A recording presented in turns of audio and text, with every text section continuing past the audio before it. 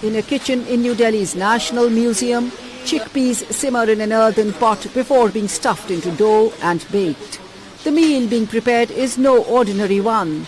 It is being cooked with cereals and vegetables consumed by inhabitants of the 5,000-year-old Indus Valley civilization that flourished in northwest India and Pakistan.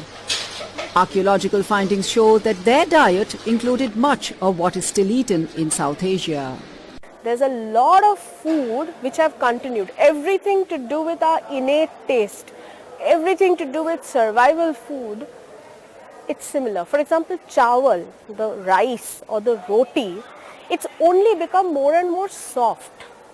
It has become more and more fine because we started losing our teeth. People learned that carrots, garlic and bananas were widely used.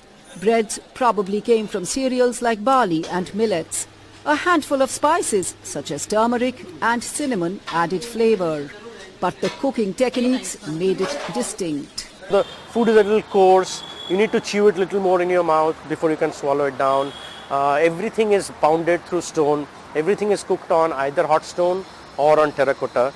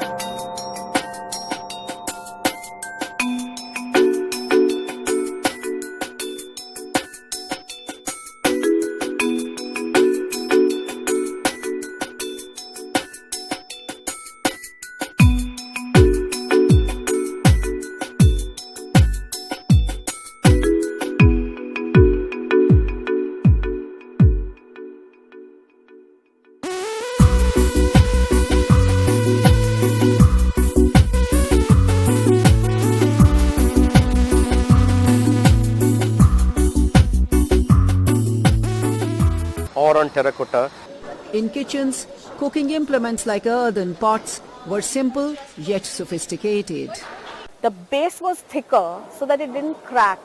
It had a certain quantity of sand so that it would not heat up too fast and char the food at the bottom. Yet char it or cook it just as much as is required. They were able to regulate temperature, heat given to food by manipulating amount of dung and firewood.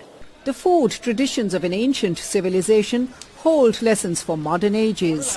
Vegetables were not peeled, food cooked slowly, and the water used was never drained.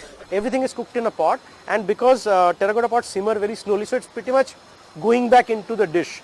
So very relevant to today's need of whole food, wellness, sustainability, eating seasonal, zero wastage. And I think it is far more important to us today than it probably was back then 4,000 years back. This plate includes lentil stew, stone-charred raw bananas, relishes and a pudding made with millet. Modern-day staples like tomatoes and potatoes, which arrived later, are missing. It's very, very super tasty. I feel that the way of cooking that we have developed is coming from theirs. Although many have learned about the Indus Valley civilization, sampling their food gives a closer connection to ancient times. Anjana Pasricha for VOA News, New Delhi.